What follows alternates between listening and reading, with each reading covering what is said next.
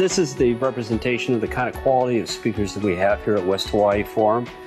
And we put these monthly forums on to provide as much civic involvement and education on issues that are important to you, the community. We are one island. We are one community.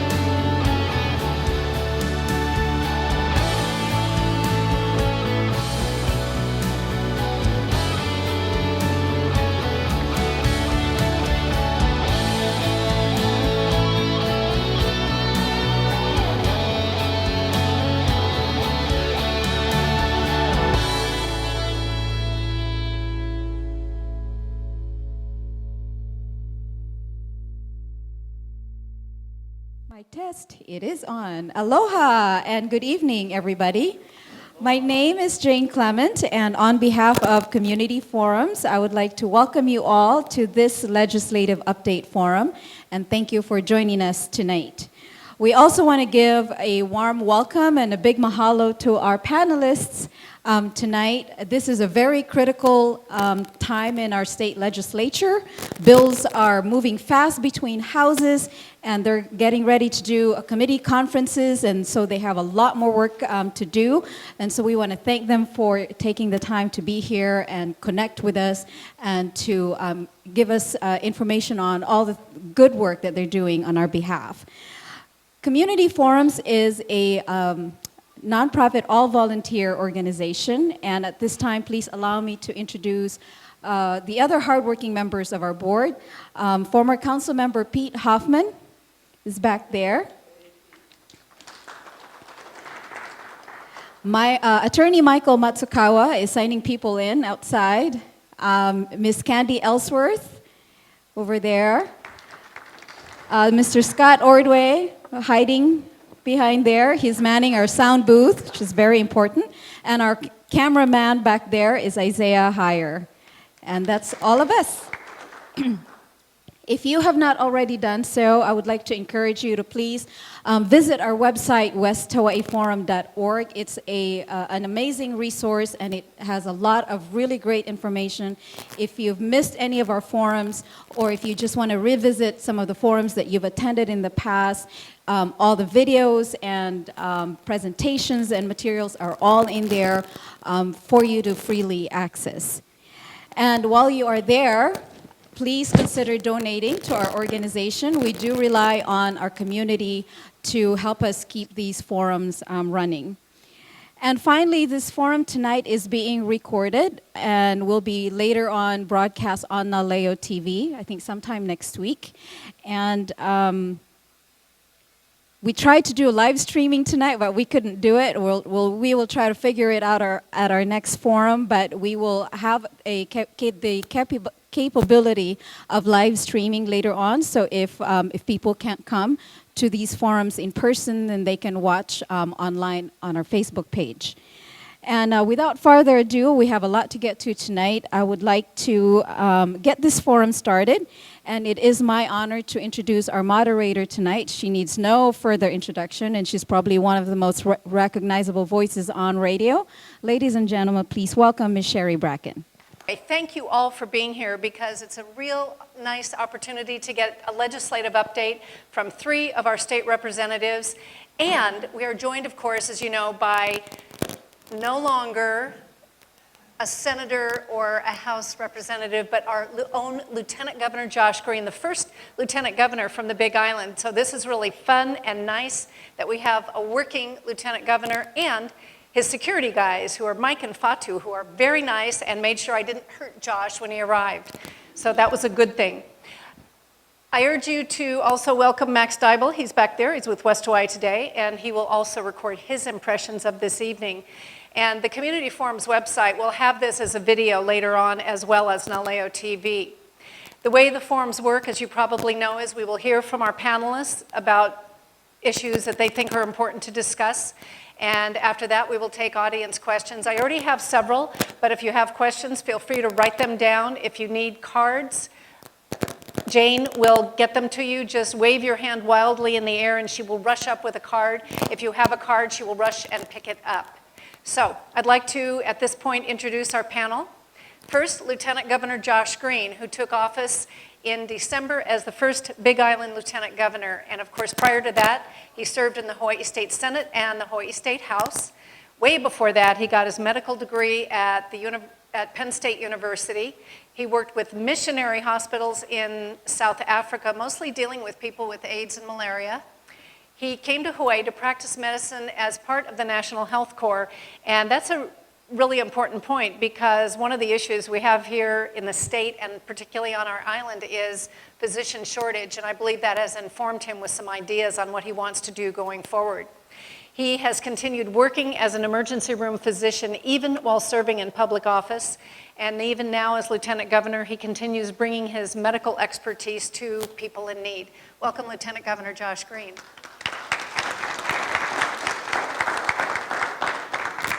And we are the only island that's ever had 2 doctors in the state legislature, and now we have one, Dr. Richard Creagan. Before his medical career, Dr. Creagan was a student and human genetics researcher at Yale University and the University of Connecticut Medical Center. And then he helped found and run a firm which focused on animal vaccines and human blood products.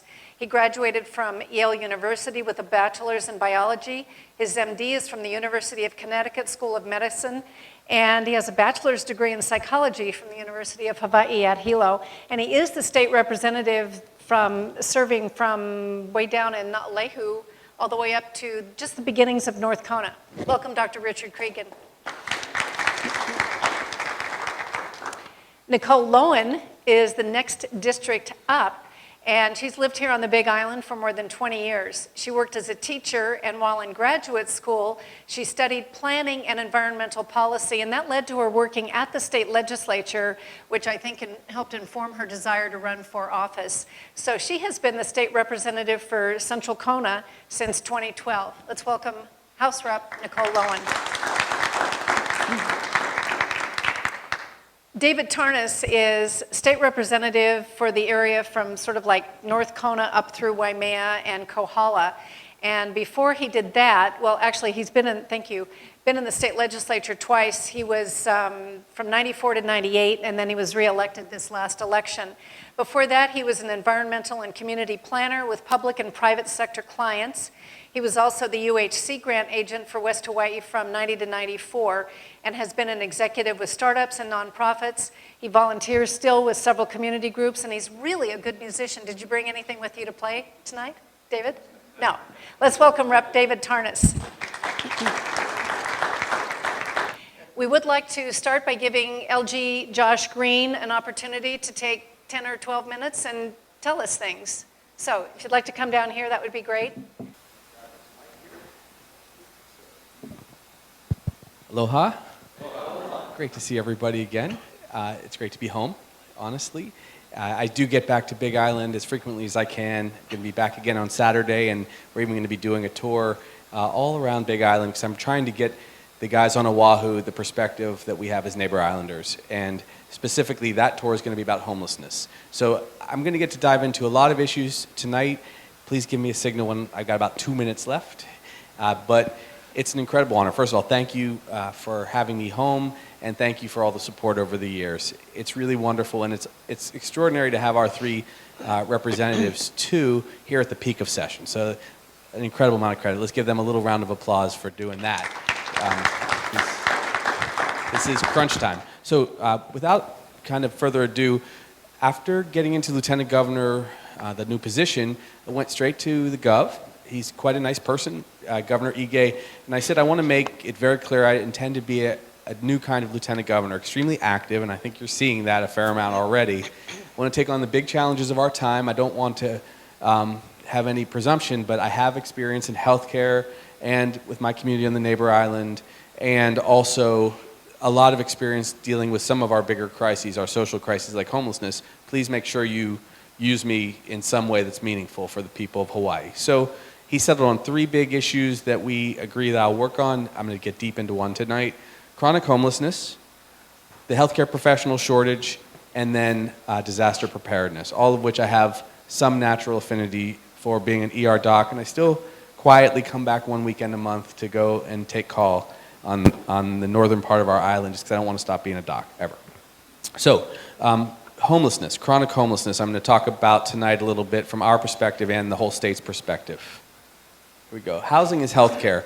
I've spoken a little bit about this before, and the reason I frame it that way is because the moment that people don't have healthcare, we see a crisis. The moment they don't have housing, they have all of those health crises.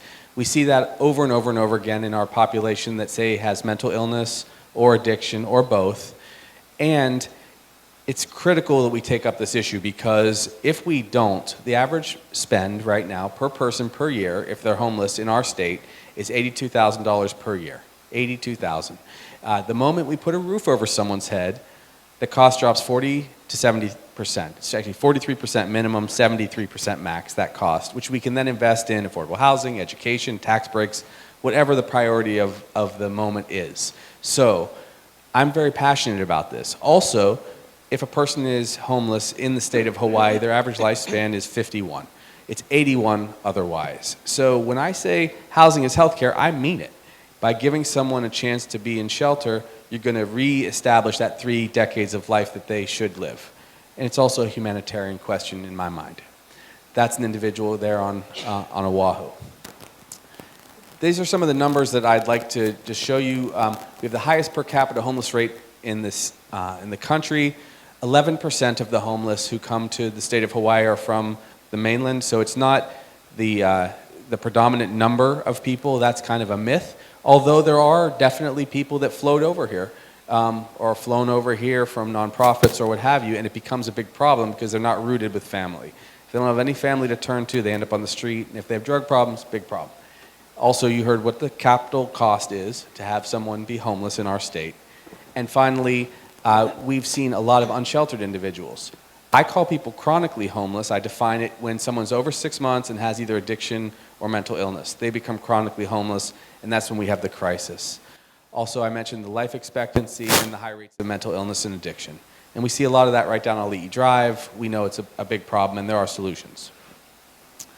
3.6% of our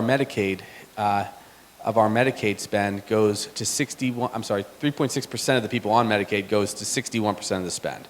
We have $1.2 billion that's spent for a very small part of our population. Our budget is $2 billion a year, just about, for Medicaid. And again, just 13,000 people, that's 3.6%, are spending 61% of that. And that's how you get those numbers of the very high expenditures. Because if you're homeless, what happens? You get a staph infection, it becomes a disaster, you lose toes, you have severe infection, you get septic in the hospital for 8 weeks, and we all pay for it. Everyone who's middle class or even doing better than a middle class life will pay for it through taxes or other costs because we won't have the hospital beds and we won't have the capacity to afford a quick fix or solution.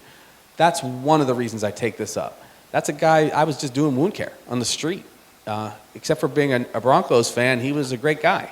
And he just had great needs. And he had drifted in his life into poverty and then was homeless with mental illness. Again, addiction and mortality rates are very high among homeless individuals. If you look back between March of 2006 and 2014, hundreds of homeless people died on the streets. Drugs and alcohol are leading cause. You have addiction, of course. You have violence. Methamphetamine's a huge issue. So all these things come together for us as a crisis in our state. And I see it as a problem for us as people because we really want to be, we want to exercise our values of aloha and have a real concept of ohana here in our state. We all know that. But it's difficult if we have a very high rate of homelessness because those guys are suffering. It's hard to deal with. If we're being honest about it, it's just sometimes very tough to deal with because people don't seem to want help. What do you do? But it also affects tourism, it affects people's businesses, it affects the budget, and we have to have solutions. there's the intersection, and that red spot right smack dab in the middle is what I convinced Governor Ige to let me focus on. Here's the sad reality is when we have opioid crisis in our state. Sherry and I were discussing this. Should I use the word crisis? It's a crisis if you lose a relative or a loved one. I have had that experience. We had a cousin who committed suicide in October who was also an opioid addict on the mainland. And in spite of all of our resources, we couldn't get her better. Very intelligent woman with a good job and still had that outcome. And it just breaks, her mom's heart and the rest of our hearts. We see this over and over again. 51% of all Big Island pregnant moms in a recent study had used some substance or another during their pregnancy. 51%. So, and that includes alcohol, but I'm talking about something that will affect all of us because we're going to have to care for people. And then we've got generational homelessness and the opioid epidemic. A lot on this slide. I'll just unpack a few things about it, because specifically to Big Island, we have to have a few places for people to go if we're going to do a homeless solution that's not going to be a fancy condo. We're not going to be able to spend $200,000-$300,000. It's not going to make sense. And a lot of individuals don't want to be housed in a traditional setting. That's just a reality. So the things that you should mention or look to here are, number one, the assisted community treatment. We're working on the law. I've been very appreciative of the legislature looking to make that a little bit better. People who are chronically mentally ill often need help if they're decompensating. If they've been schizophrenic for many years, they can't make a decision in their own right, and they're on the street, and they're costing the state a lot of money, or in someone's space, they need help. So we can do and provide that help through assisted community treatment. Also, if they're a danger to themselves directly, my doctor colleague and friend, Richard, will tell you we can actually try to admit people to the hospital. But getting those cases off the street and into care and onto long-acting medication changes their lives. We can restore what's been passively taken from them, which is their civil rights. They can't function. And they're also hurting themselves and others. So that's one thing. And then Kauhale. That's really translated as a place to gather or a community project that would include homes outdoors. We can do micro-housing. I think we should do 6, 8, maybe 10 of them across the state right away. So it's a solution for both law enforcement and our community members to have some simpler places for people to go. And if they don't want to go there, and they're still in public places, people do have to just be treated like any other citizen. You get arrested. But if you have options where people can go and you can get health care for people, I think that's the solution. And so there's other things on this, this detailed handout, which I took and was all over DC with last week. You can see that we have to understand the problem, of course. Lift zones are going to be available in a mobile way to help people get off the street and get some care. They're going to use that on Oahu predominantly. That's meant to coordinate people into shelters. The shelters have to continuously get better. The H4 Institute is one I started privately, which provides hygiene, health care, medical respite, and housing. I'd like to do that here on the island as well, on Big Island. I raised money for that privately. Ohana Zone money was very generously appropriated from the legislature. And then these joint outreach centers, addiction services, and a Kauhale. That is the solution. Although there are a lot of permutations on this, this will make the difference that we need. That's my H4 project. These are services that it would offer, and assisted community treatment, as I mentioned before. We're actually out on the street because Lieutenant Governorship doesn't exactly have the most clearly defined role. I just put on my scrubs and go out and deliver care occasionally to make a point that we can get people better. I say we prescribe housing through our Medicaid program. It would be the best investment we ever made. Controversial, but I'll tell you, 400% return on your investment, it's a pretty good move. I told the President's administration that last week, and we'll see what they say. They seem to be pretty responsive. And there are grants that we're already doing to make these things a reality. There's a waiver, and that's out on the streets. That lower left corner, that's a gentleman named Royce. We're exactly the same age. He lives in that doorstep. He used to scream at the sky. Now he's on long-acting antipsychotic medication. He's peaceful. Soon he'll be in housing. Those children are homeless in Kaka'ako. This gentleman has chronic disease and mental illness and eventually needs to be in a Kauhale. And that woman up at the top has schizophrenia and who wouldn't accept care from us. There's another psychiatrist there with me, but over time could get care. She's been sitting on that bench for 5 months outside of a church. We just got her into the hospital actually last week to get some care. So this is the scope of the large problem. I'll be on a lot of big problems as Lieutenant Governor, but I always keep kind of in my heart Kona. So thank you so much, and that's what I've got for you today. Thank you very much, Lieutenant Governor Josh Green. I'm sure that people will have many questions for you. Next, we'd like to hear from Dr. Richard Creagan. As I mentioned, he's the rep for Lehu all the way around to the start of North Kona. Okay, anyway, thank you for all coming tonight, and it's hard to follow up on Josh, but I'll try. I think it's very useful to have two physicians representing this place, in part because we need a new hospital very near here, but okay. That's me, and that's my contact information at the bottom there, but you can get that anytime. Just go to the Capitol website and you can get in touch with me by phone or email. Okay, so first issue, Hawaii Agribusiness Development Corporation, otherwise known as ADC. It's affiliated with the Department of Agriculture, but it's not under the control of the Department of Agriculture. And it's kind of been like the tail wagging the dog. There's tremendous amounts of money go to the ADC, and we're not sure why or even how they're spending it. So I've been trying to get an audit of the ADC. Last year, they pushed back, and we weren't able to do that, and this sort of says some of the history of that. So we tried to get an audit passed last year, and Don Vidal Cruz, who's kind of their main supporter, blocked that. So just yesterday, we had this bill. They passed it in the Senate. They walked it over to the House. We passed it in the House, and it's going to the governor, and he should sign it this week. So we're going to have an audit. What we did was we took their budget and basically put the audit and the budget in the same bill. So if they didn't pass the audit, they didn't get any money. They wouldn't have existed anymore. So with that, they decided to do an audit made sense. So we will have an audit, and we'll find out, just how they're spending their money.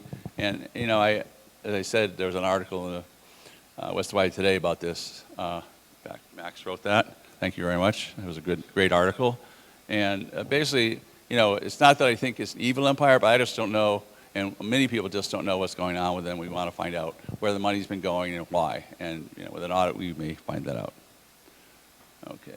So I'm chair of agriculture and animal welfare, but I'm also a physician. So health and agriculture are my main issues. Breadfruit, or ulu, is an extremely useful plant and tree, and it's easy to grow, and it produces lots of food, but it's never really gotten traction here, even though people talk about it for a long, long time. So finally, this Hawaii Ulu Cooperative started a processing facility up at the Hanalo Marshalling Yard in Hanalo, and they got a agricultural building up there, and they have a 25-year lease, but they needed money for the improvements for that. And hopefully, I can't see this very well myself.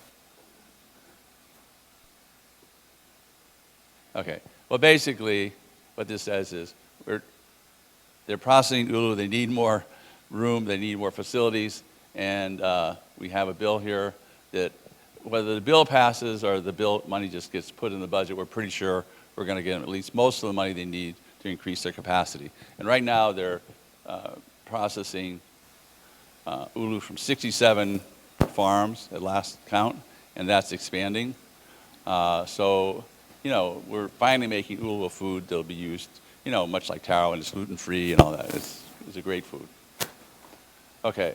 Now, industrial hemp is another thing that shows great promise, for our nation, but for our state because we can grow 3 crops a year.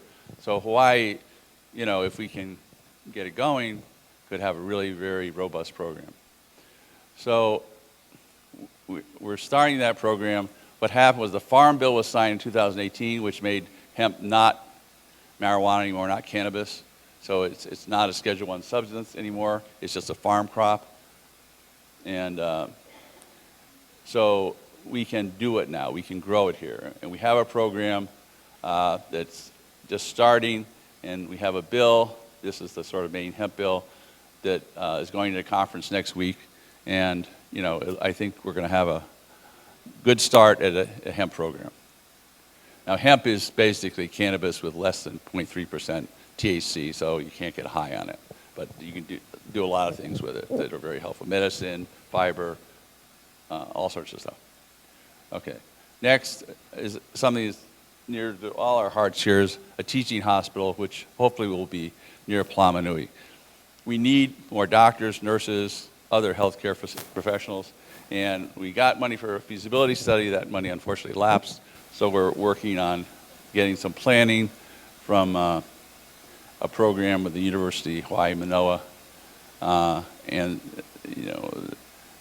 this Hawaii Community Design Center is part of the architecture department at UH Manoa, and they, at least in principle, are agreeing to do a sort of a design of this hospital. And so if we get a design, hope we'll get more funding and eventually get it built before Josh and I retire from politics.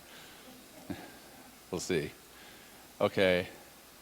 So this is the bill. There was a reso actually to get the teaching hospital, and it went pretty far, but it passed well enough, so we got the interest of the University of Hawaii community design people, and we think they'll do the design work. Okay, last thing here, glyphosate. Glyphosate or Roundup, it's a very useful herbicide, right? Very useful, widely used. But the problem is, lately, it's pretty good evidence is coming out that it's a carcinogen. It causes cancer. And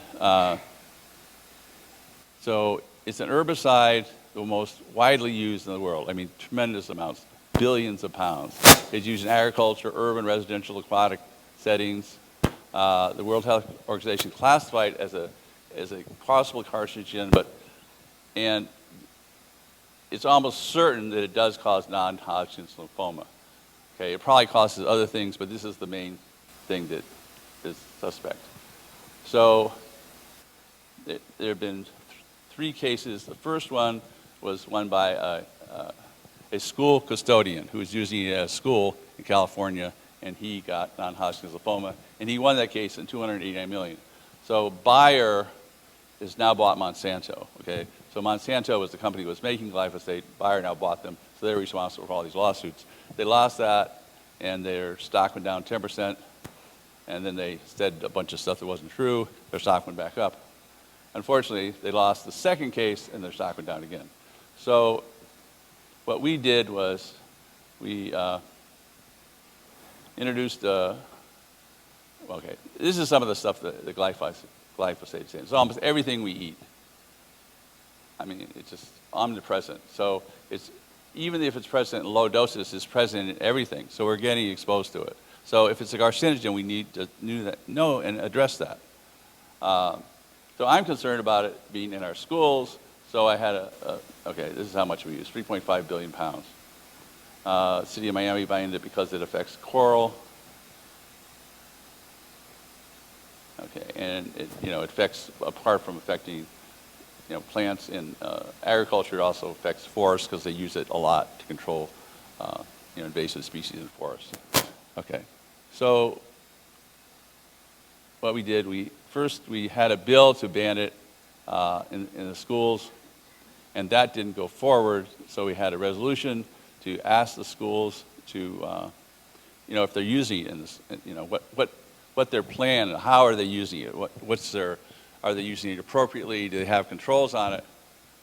What was sort of astonishing was the Department of Education came forward and said, we don't use any herbicides in our schools. Well, the problem is we talked to many schools and we knew they were using it. So now we're at kind of an impasse, and we're hoping that some aggressive investigative reporters will look into this and find out how many schools are using it, and then go to the Department of Education and say, what's going on here? Aren't you minding the store? I mean, if the first person that died or is going to die from this was a school custodian. So, if it's being used on school grounds, kids are the most vulnerable ones, and these are the ones we really need to protect. So we're going to try and get that resolved. Okay, that's all for me, and I'll answer questions later. Thank you very much.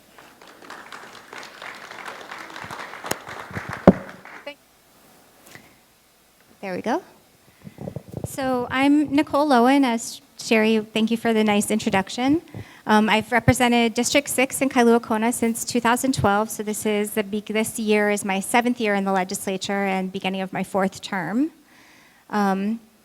This year, I was appointed to be a majority whip, so part of leadership, and I'm also chairing the Committee on Energy and Environment, of which I've been a member for several years.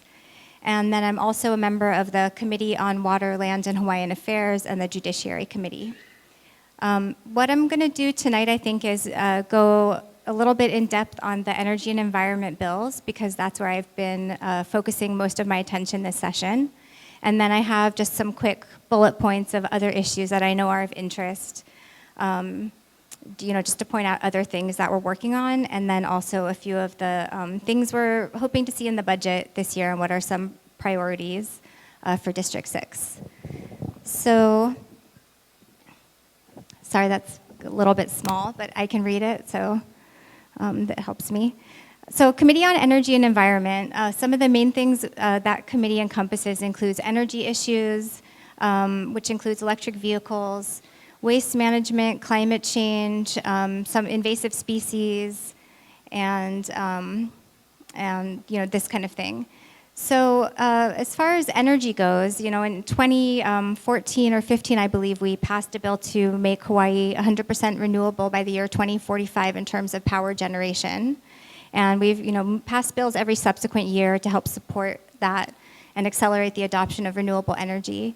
One of the bills I think that's interesting that we're looking at this year would adopt appliance efficiency standards for certain appliances in the state of Hawaii. It's based on a report that was done that identified the biggest potential for consumer savings. So it's actually appliance efficiency standards for some things you wouldn't expect, computer monitors, certain kind of lights, sprinkler sprayers, and faucets. And this bill, Hawaii actually has very little in the way of appliance efficiency standards on the books. We don't regulate it. We have incentives. Hawaii Energy does rebates for Energy Star and things like that, but we don't actually mandate more efficient appliances be sold in the state. But many other states do this, and so as a result, the states that do not end up kind of becoming a market for the less efficient, more outdated appliances that are out there on the market. So that's one thing we're looking at. We also are looking at re-envisioning the state energy office, partly based on the fact that they had a not very favorable audit a couple years ago, but also the state energy office was created back in the 70s. And it's never really been re-envisioned to be aligned with our current policy goals in terms of adopting renewable energy, reducing carbon emissions, thinking about resilience and sustainability and things like that. So this is an opportunity to recreate that office and really have people in state government working on these issues and working on implementing and informing that policy, which will be really helpful. One of the resilience bills that we have is interesting and somewhat relevant to District 6. It's something that would create a pilot project for microgrids. So there would be one pilot on a DOE facility, a pilot program under DOT, which I think would be Kahului Airport, and then a pilot for microgrid at Nelha here. And those three projects would report back to the legislature and to the Public Utilities Commission and help to inform their policy about microgrids moving forward. Microgrids, in case you're not familiar, it's a segment of the grid that can be disconnected from the larger grid and still remain operational. So it's important in terms of thinking about resilience. When you look at what happened in Puerto Rico, they had their power out for months and months in many places, and it really created a humanitarian crisis. And one of the things they're doing now moving forward with recovery is looking at microgrids and segmenting their power grid to be able to respond better in the case of a disaster like that. Another piece of that, so the 100% renewable energy goal, that applies to the power we generate on the grid, but it doesn't include the many barrels of oil that we import to fuel our transportation, and that's about 60%. It's about 2/3 of all the oil we import actually goes for transportation fuels. The future, it's looking like the technology that's being widely adopted and that infrastructure is starting to be put in place for is for electric vehicles. Electric vehicles are, when our power supply is 100% renewable, then the EVs will be powered by renewable sources. But even now, before we reach 100%, we're going to be, we're nearing 30%, I believe, right now. Electric vehicles are still a more efficient use of fuel than using petroleum.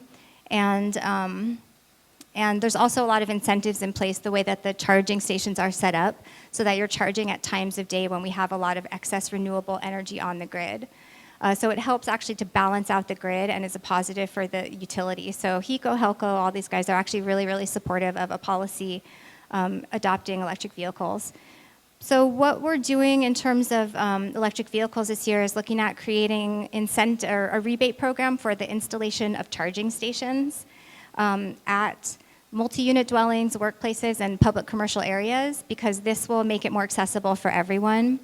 And it will also allow, it makes it more convenient for lower income people to have an electric vehicle if they can't have a charging station at their home, or if they don't have solar on their rooftop, it might not make sense for them financially to charge at home. And then we're also looking at a mandate for all new construction to be wired to have 20% of parking spots be EV ready, because the cost of doing it up front rather than retrofitting is about 10 times greater than just building it with the building up front. Waste management and plastic pollution. There are bills this year to look at phasing out single-use plastics of all kinds. So it's a big undertaking, but something that we need to start talking about. And there's also, interestingly, been discussions. I think the bill that's alive right now is turned into just a working group, and many of the other bills have fallen by the wayside at this point.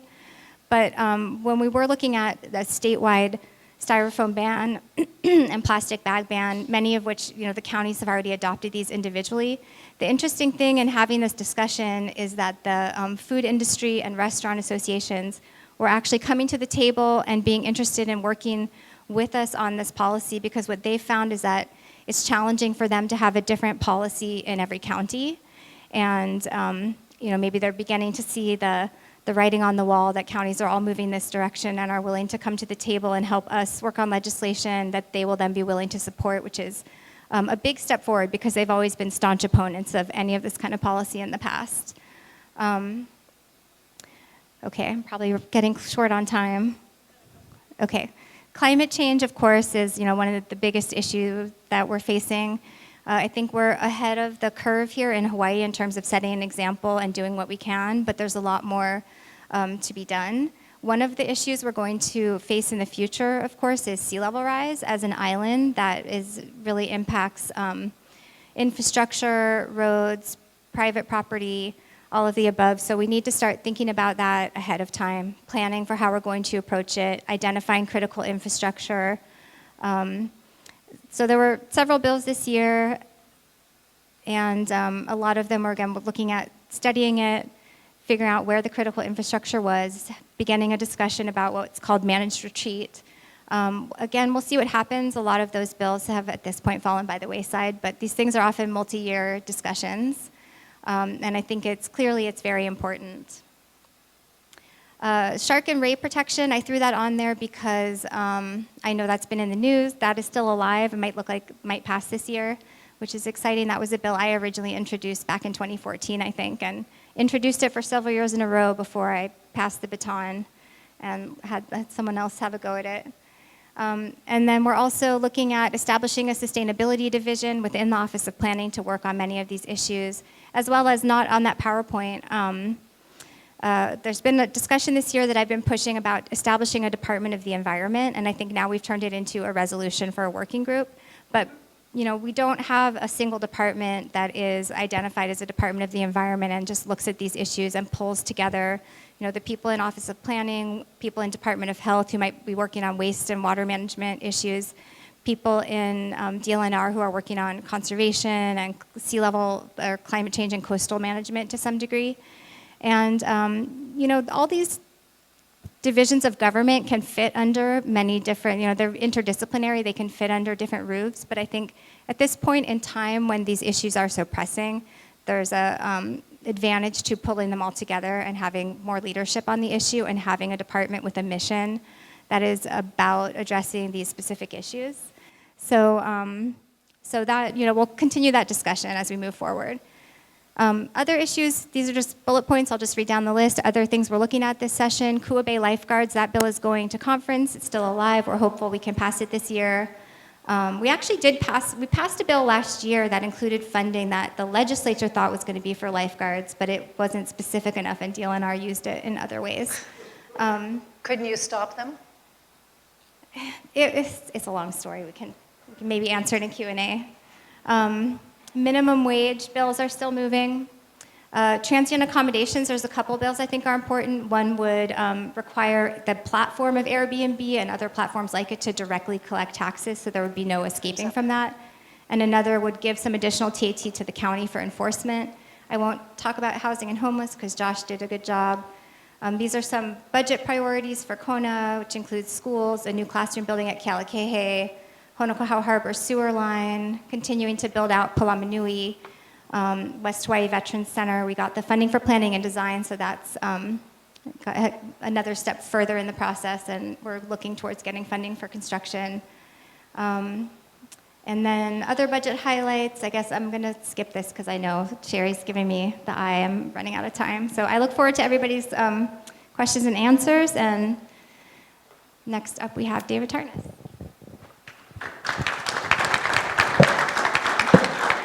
Thank you.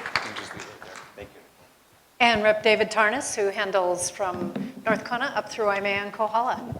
Thank you very much, Sherry. Aloha, everyone. I'm just delighted to be back at the legislature, and thank you all for helping get me there. I work for you now, which is great because it was a job I had 20 years ago, and I served from 1994 to 98, and it was a good experience for me. I felt I did useful things.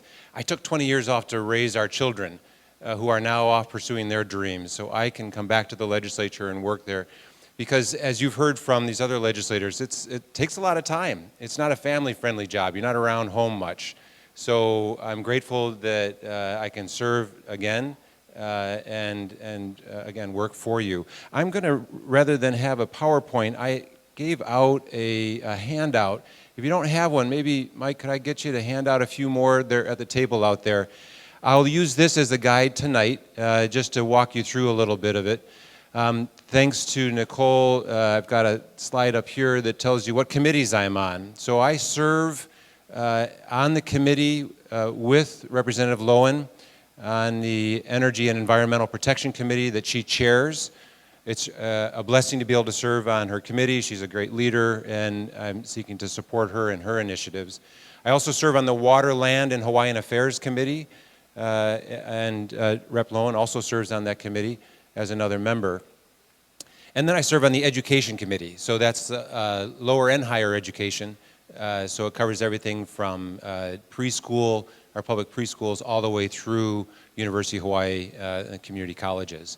While I don't get to serve on the other committees, agriculture, which is what Representative Creagan chairs, we all get to vote on every bill that comes through, even if we don't serve on that committee. And so it's important for all of us to actually understand the bills that are coming through and be able to vote knowledgeably on that.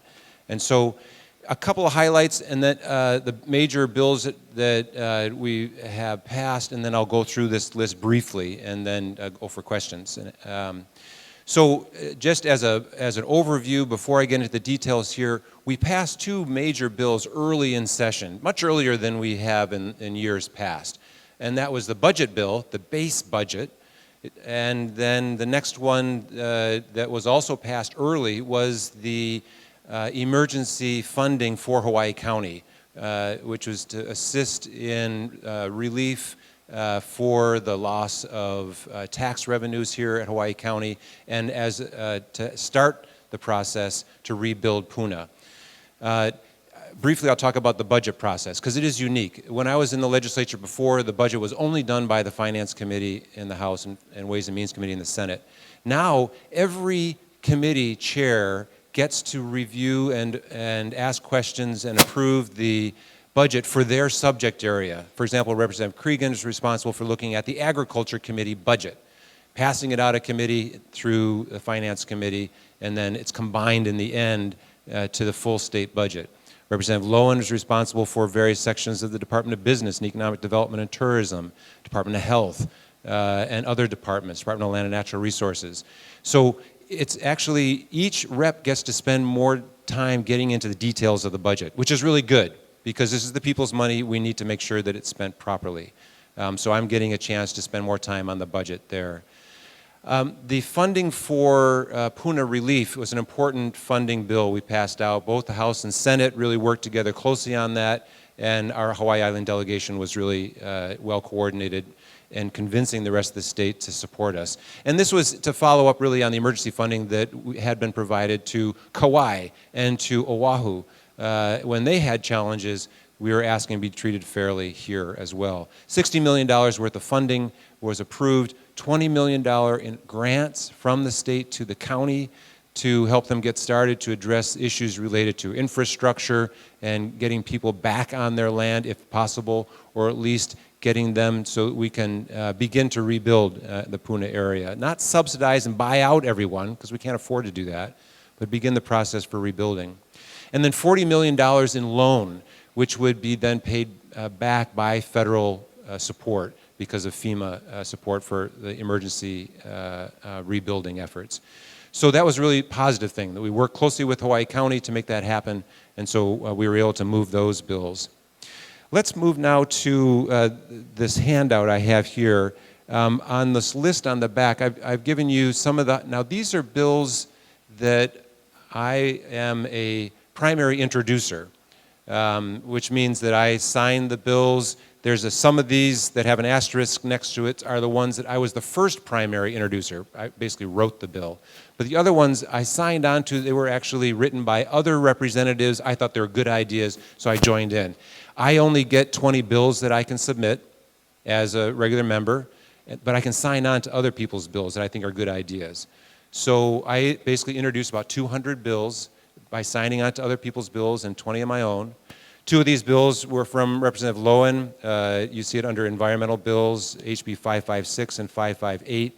The rest of these bills were written either by myself or by other members, and I felt they were good ideas. These bills are still moving through the process. These are House bills. They've now passed through the House, they passed through the Senate, and they're now going to conference committee. And I'll just run through briefly. Education bills, a wide variety of education bills. I serve on the Education Committee, and so these are ones that I was able to take part in, and you can take a look at some of these here.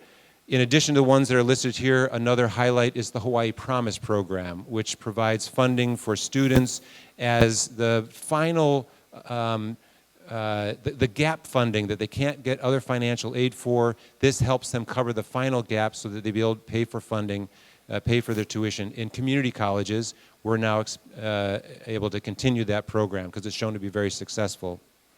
Under environment bills, there's a number of them there. I'll highlight a couple. One of them is a bill that I've been pushing and following up on work that Representative Creagan has done, and that is to try to better improve our mosquito control.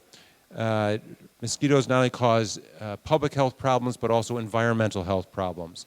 So this is a bill that is moving, and it would allow us to bring in mosquitoes that have a bacteria, a natural bacteria that makes them sterile, makes the males sterile, so that you can release these into the environment. We already have these mosquitoes here. The bacteria is already here. We're combining the two. It makes the males sterile so that they will slowly but surely reduce the population here without using insecticides, for example. We need to do better at reducing our mosquito population here. A couple of other things that aren't listed here. Well, before I say that, 558. I do want to highlight the Kua Bay lifeguard funding. It's a major bill that the delegation here has been working on for years. Nicole has taken a lead on this for years. I want to acknowledge that and really appreciate her leadership. We are hopeful we can move something this session and get that funded, because it's one of the most dangerous beaches we have here. You know, the number of spinal cord injuries at that beach is really exorbitant. And we've made it easier to get there by building improved road and a parking lot, but we need to take care of the people. A couple of bills that are not on here, I want to mention the Shark and Ray Protection Bill. I want to, again, acknowledge Nicole's leadership in that, and I want to mention Keller Laros as well for his leadership to help educate the legislators about the importance of this. I want to mention one other thing, the Hawaii 30 by 30 initiative. It's not on this list, but it's really an important thing for all of us, where we're basically, the legislature has approved a plan to better manage 30% of our nearshore marine waters by 2030. And I think the idea was to, we have been able to better manage our marine resources in our nearshore area in the West Hawaii area by setting up a whole series of marine protected areas along our coastline here, and species-specific restrictions. I think there's interest in looking statewide and how do we improve our fishery management statewide, not just aquarium fish collecting. That's just one fishery. There's also food fishing, recreational fishing, commercial fishing. But we need to include the fishermen, the fishers in this discussion. Just like we did here, you have to include the fisher people in the discussion in coming up with the management measures. I want to do the very same thing statewide. So we've been able to get funding to fund a statewide process, a consultation process with the fishermen to jointly figure out how we can better manage our marine resources here. I only have less than a minute to go. I want to mention there's a list of health bills there. The Kupuna Caregivers Program I want to highlight. Also another bill, 469, requiring health insurance policies to cover the cost of hearing aids. We're trying to actually make these laws a little more relevant, and hearing aids are a fact of life, and it's be good to make sure that we get those covered. Consumer protection bills, a lot of important bills that are moving on that. Yes, I know I'm supposed to stop. And so I want, it really wants me to stop. So I'm not doing it, I know, honestly. and I appreciate that. But that's a great idea. So I won't go into the details, but we did work on vacation rentals, and we should speak to that. Police officer misconduct laws, disclosure laws, so that when there is a police officer that has been disciplined, that their information is released. And then Representative Lowen mentioned the minimum wage bill. I'd be very happy to talk to you about the details of those, but I've used up my 10 minutes. So again, thanks very much for coming tonight. Please ask us tough questions so that we can be able to respond to your questions tonight. Thank you very much.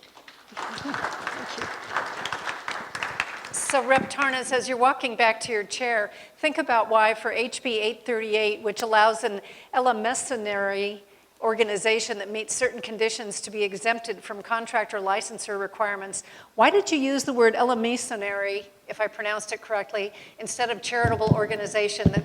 Does everybody know that word? You know, thanks for asking that. Eleemosynary is a word that's used in the law, and it does mean nonprofit organization. And so a number of legislators mentioned that was their new word of the day.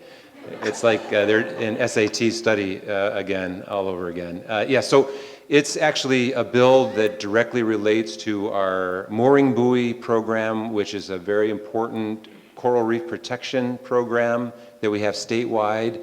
We're looking at a way to keep the cost of maintaining these low by allowing to be able to provide the services to install and maintain these buoys. It's currently being done by a nonprofit, but the procurement law doesn't allow for that to continue. So this would provide a means for the contractors board to review this, determine if it's appropriate, and everyone will now learn a new word because of this bill. I just thought you used a new word that Eleemosynary. so nobody would understand, and they would just vote for it because they didn't want to ask. Well, someone thought that was the idea, but... Okay, minimum wage. You mentioned minimum wage, and there's two that I know of minimum wage bills under consideration that would raise the minimum wage, provide different minimum wage rates for employees who get health benefits from employers. One gives a tax credit in some cases. So the first question for all three of you state reps is, what do you want to see happen relative to minimum wage?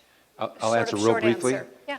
The House, I think the House position, I'll speak to this, and please correct me if I'm wrong, my senior members, that the The House is interested in increasing minimum wage in a stepwise fashion to reduce the negative impact on our small businesses, and that would be $1 a year moving forward, but it would recognize that the cost of providing health care insurance to employees by reducing the minimum wage for those employees that get health care, so that it basically gives a recognition to the employer for paying that extra per month health care premium by reducing the minimum wage for those employees. And so that's what we're hoping to do. Are employers not required, though, to provide health insurance for those employees who work more than 20 hours? Exactly. So if you work less than 20 hours, you don't get health insurance, your minimum wage would be higher than if you work enough to get health insurance. So that's the idea. That's the House position. The Senate has a different position, so we're going into conference committee now to come up with an agreement on that. And you want so to add to it? Do both of you reps, Creagan and Lowen, concur that is your position, that you're in favor of those bills? I think the reason, part of the reason for the different steps for employers that provide prepaid health care is because with increasing the wage, we wouldn't want to provide an incentive for employers to drop their employees down to 19 hours or, the number of hours it would be to not provide health care. It is, I have voted in favor of the bill. I do think that we have a really high cost of living in Hawaii, and our current minimum wage, all the studies show it's not enough for people to get by on. I also understand the cost of healthcare increases year over year. It's really difficult for small businesses, and there's a number of, other issues like what about teenagers who are working or tipped employees? I mean, it's not a simple issue, and I definitely understand the concerns from the business community, particularly our small local businesses. So I think we're working to address them. I do support the bill. It's going to go to conference, but that means it still has a long way to go. Okay. Yeah, in terms of the minimum wage, I think Aaron Johansson is the chair of labor, and he's very thoughtful about this, and he has a conservative side. So I think the bill he's crafted for the House is tiered approach, recognizing the high cost of health care. I think was a pretty creative thing to recognize the reality that if you have to pay health insurance for someone, then they should get a lower wage, because that's a huge part. In fact, it's much more than just the $2. So I think the tiered approach, I think it makes sense, and I think it's likely to pass. I know that the Kona Chamber of Commerce, for example, represents about 500 businesses here, and about 60% of those are small businesses with fewer than 10 employees. So although obviously you're all in favor of it, I know that there's big concern among a lot of those employers about their ability to maintain all the employees they currently have. So there is that concern out there. How would you address those people who say, I may have to lay people off, I may have to cut hours, which would essentially sort of have the opposite effect of what you intend?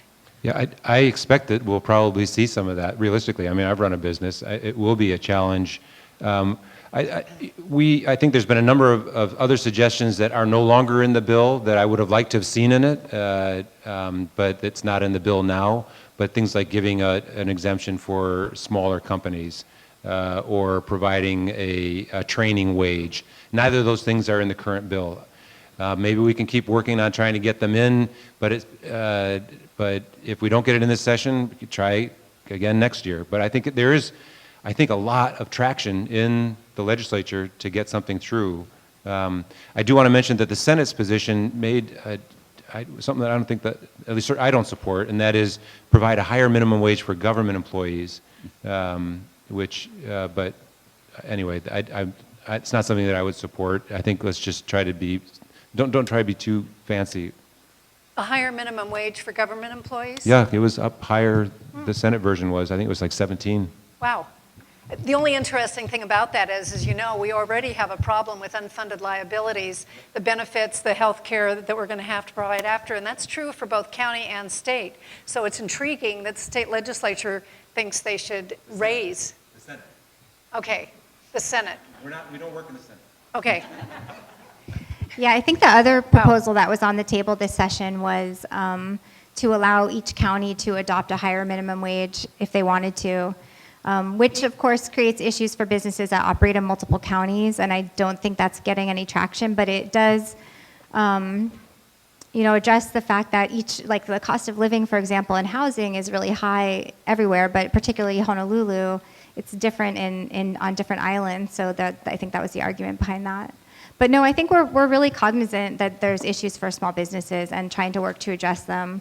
At the same time, as the years go on, if the minimum wage stays the same, we have to increase it via the legislature. There's not an automatic mechanism where it increases, as the cost of living creeps up over time. And so it is something we have to come back to year after year. And every year the arguments are made that it's going to affect jobs and put people out of business, but usually the research and the numbers and the data after the fact show that that's not a widespread issue, as long as we're not jumping too far ahead. Do you want anything? Because we're going to a hospital question.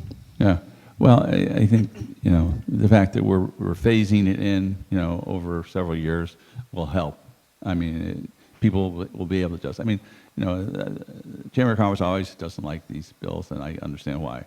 But, our state is such an expensive state, and, this is still not a living wage. It's a significant improvement, but we didn't, jump to $17 an hour for everybody, this year. So I think, they should be grateful that the more progressive people perhaps didn't prevail. So there's two questions relative to hospitals, which I think both Lieutenant Governor Green and you, Rep. Creagan, can address. One is, why did the funding for the hospital study lapse? How could that have happened? Well, Hawaii healthcare system, unfortunately, we tried to target the money to the medical school who agreed to do the study, the feasibility study. The Hawaii Healthcare Systems Corporation, unfortunately, were the ones that they designated the money for, and they just refused to pull it out. Why? It's not clear. But maybe they just didn't like our approach. But so this new approach is to try to get the money specifically to the medical school, not to the HHSC, because they didn't act. They didn't use it the first time. They didn't. Well, that leads to Kona Community Hospital, and since both of you might be involved in the answer to this, are there plans to provide more improvements for Kona Community Hospital in the meantime? Or are we waiting until we get some new hospital? The community hospital is moving forward in innovative ways. I mean, one of the ways they're doing it is having facilities outside the hospital, because the hospital just can't expand. I mean, there's no room to expand. They can't even put another bathroom up there, supposedly. So they're doing like a surgery center and having, off-site, facilities where they don't have to necessarily be unionized and pay union wages. So, that's kind of a creative way to save money, but provide, additional health care. For instance, orthopedists, they're bringing in, a number of orthopedists to be able to do operations like joint replacements off of campus. Well, does everybody know that Ali'i Health is owned by Kona Community Hospital? That's what they do. They have hired all these doctors. And so Ali'i Health is part of Kona Community Hospital. And they do have a surgery center. And they did bring in Dr. Rosenstein, is that his name? Like one of the best hip and knee guys I've heard. So just so you know, there is work in that area. Yeah, and I think that's an innovative way to address it, because, people don't have to go elsewhere for those hip replacements, and those are very well-paying, they pay a lot of money to the hospital. So the hospital can make money on that, people can get service here, and, for a while there were no orthopedists. Now there's, I think, last I heard, there was possibly 7. So, I think that's one way to address the issue, because the hospital itself cannot expand. But, that's sort of a medium-term solution. Long-term is to get a medical center that can expand and provide, teaching to provide new doctors. Lieutenant Governor Green, maybe address the hospital issue, but also maybe talk about what you are doing to help bring in new physicians to the island, in addition to what Kona Hospital is doing in hiring docs. You bet. So this is the last piece of major infrastructure that remained kind of on our checklist. after a series of years. Expansion of the road happened, these buildings happened for civic engagement. We expanded the community health center with a lot of your help. We also had the community college. So we've kind of moved forward in the way we intended, but that last piece, which was absolutely necessary, a new hospital. There's some good news afoot. There's a partnership between HMSA, Queens Hospital, and Kona Community Hospital's leadership to try to move forward. But they need, I totally agree with Richard's assessment that we have to include, if we can, JABSOM, because having a teaching capacity keeps it vibrant, and it brings young physicians and nurse practitioners and so on into the community. So those guys, because Queens already partnered with North Hawaii, are perfectly positioned to expand here in Kona. If they see the economic benefit, will obviously fund a lot of the planning and research for it too. So that's one piece. Now, the Gov asked me to, in part because I pressed him, to look at the healthcare provider shortage. We're 40% short in the neighbor islands. Of course, we included here on Big Island, and 22% short of all healthcare providers across disciplines statewide. So I'm now in partnership, your LG office, specifically me and a couple of our team, working with the university and with JABSOM both, and with some private entities like some of our private banks, to put together a singular space where it'll work like this. A doctor or nurse or assistant wants to come to the state of Hawaii. They put their name and their discipline into a single central website, goes straight in. They say, as I shared with Sherry a little earlier tonight, let's say they say, I'm a general surgeon, I'd like to come and work on one of the neighbor islands. That information goes in. We'll then ask the next questions. Your salary range would be this. Is this amenable to you? So doesn't stop there. We will bring up the options. We have a couple other available incentives. Loan repayment is one of them. Relocation costs, which we got from the private sector. The banks will back a loan up to a certain amount. I'm encouraging the state to back some of that financing as well to keep the loan low. It's difficult sometimes for healthcare providers who have just come out of medical school training because they haven't never bought a house. They've never worked up until age 30 or 32 because they've been in training, and it's difficult because it's expensive here. And a lot of times people have young children who might want to pick either a school in the public school system or a private school. So all those things will create a profile right on the spot in 10 minutes. They will say then, okay, these are the jobs that are available, where we especially have shortage areas. We will help you with your application, your CVs attached. We will now tell you you have $20,000 in relocation monies available. You'll also be able to qualify for this amount of loan repayment, and finally, we'll be able to give you a loan that's of significant size at low rates, provided you commit to, say, 5 years in the state of Hawaii. And you'll only be locked in at that very favorable loan and favorable rate if you stay. You won't be able to get out of it in other words, without a significant penalty. And then we'll also have someone handhold them, and I'll be actively and personally recruiting as a physician in government to bring people here. And so by doing all of these things, by making kind of a one-stop shop and very simple, we cut through a lot of the very difficult challenges when you're looking from far away. People may have a concept that they want to come to Hawaii, but they really don't know where to start. And also we want to be real with them about what the costs are here so that they actually come and commit. I came in a similar way with National Health Corps. My first job as an adult was in Ka'u, doing loan repayment and working there, and I stayed. I married a local woman and, from Big Island, and here we are.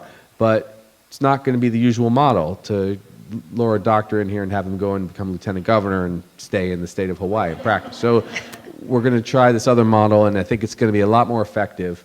And we hope by July, just so you know in practical terms, July we'll have our debugging process, and then on September 7th, we'll announce it statewide at the Healthcare Provider Shortage Conference and let people add some input. And so I'm hoping by this fall we have this thing up and operational. Meanwhile, I'll be meeting with the private sector to put some of these incentives in to come here. Thank you very much. I was going to just quickly add, but as Josh mentioned, we've had a lot of infrastructure improvements. A new hospital is, definitely the top priority as far as big projects go, but also has a big price tag, so it's a challenge. But it's going to be a multi-year effort, and it's definitely not, it's on everybody's mind. But in the meantime, also, we are providing funding for ongoing, repair and maintenance at Kona Hospital, as well as working on programs that expand telehealth or expand the power of physician's assistants or nurse practitioners to provide care where it's appropriate so that, we can help fill some of the gaps in the doctor shortage. We have questions that relate to tourism, but sort of segue into roads. Let's start with the tourism part. The Hawaii Tourism Authority's Chris Tatum has announced a plan to manage tourism on the other islands, but increase tourism for the Big Island. And for those of us who live on the Big Island, when we have a lot of tourists, we can basically not drive on our roads very easily. So what's your reaction to the plan that Mr. Tatum has to increase tourism here, and how will you get more roads to handle all these additional people that are being encouraged to come to the Big Island? I can speak briefly to this, and others will jump in as well, I'm sure. I hear on, for example, on Kauai, for example, there are places that are just being overrun, so they really are placing limits. They've exceeded the carrying capacity in those certain areas. On this island, I think we've exceeded our carrying capacity in certain areas too, and in some of it has to do with infrastructure. For example, at the end of the road at Pololu, the parking is terrible, but it's a top location. Social media tells everybody to go there, but there's no place to park. The trail's not in great shape. So I think we have to identify those places where we've exceeded carrying capacity and how do we improve infrastructure there. I've got a request in to work in partnership with Surety to accept some land from them and put in a parking lot and improve with DOT highways the side of the road for parking and traffic safety, for pedestrian safety. So that's one example of things that we have to do really throughout this county. There's a real desire to increase the number of visitors here to certain places, but not other places. That's the challenge, right? Because we lost a lot of visitors when the volcano stopped being so active. And so everyone is really feeling the impact of that. And it's not just the accommodations, but it's all the visitor industry that depends on the visitors coming here. And so there is an interest to increase visitor traffic here, but I fully recognize not everywhere. Representative Lowen had a great suggestion for the lava tube that's up on the side of the road on Queen Kahumanu. Right now we blocked it off so that people don't park and establish, make an unsafe sort of environment where people are trying to cross the road. But it's an attraction. So how do we manage things like that? And we do have to spend money to make the infrastructure safe. So we accommodate our visitors, but we need places for visitors to go. So what are you doing about it, though? Because Hawaii Department of Transportation chose that method, for example, for the lava tube, to put the ugliest road blocking things they could possibly find. Yeah, so could they have built a parking lot past it or something? Not with current funding. That's really where we have to figure out what's best. And maybe I can ask Rep. Lowen to speak to that because she has a great idea to move forward with that. Thank you for saying that. I wrote a resolution that would just create a working group and bring together DOT, people locally, Hawaii Tourism Authority to talk about solutions and come up with a better solution, just because we were hearing about it a lot from constituents. And yeah, the concrete barriers aren't a great solution. On the other hand, having people wander across a highway as if it's a country lane is not great either. So that resolution never actually got a hearing, but that doesn't mean we can't go ahead and pull those people together, once we have more time and session is over to talk about it. On the question of, sorry, did you want to? On the question of the sustainability in tourism, I think post-volcano, the Japanese market is still not recovered, and that's part of what HTA wants to address, because I think the word is not spread there that it's safe to come here, and we don't want that to be out there and when people think of Hawaii. On the other hand, I strongly believe we should be managing tourism and not just working to increase it year over year, and we want people to come here and spend money and be good for the local economy. Otherwise it doesn't make sense to encourage it if it's not good for our economy and our bottom line. And I thought it was interesting too, at a point, or is that what it's called? The point up on Kauai, once after the flood, they had to close the road. And without even meaning to, everyone observed after the road had been closed and tourists hadn't been going there, how much the fish population in that area rebounded when there weren't people snorkeling in mass numbers every day. And so there's things like that we have to think about. And I think that needs to be discussed more. It's right now it's still not happening. So let me just interject before Rep. Creagan goes that Ross Birch of Hawaii Tourism, he's the Hawaii Island Visitor Bureau, he did say that our Japanese tourism is suffering because they'd like to come here to see the volcano.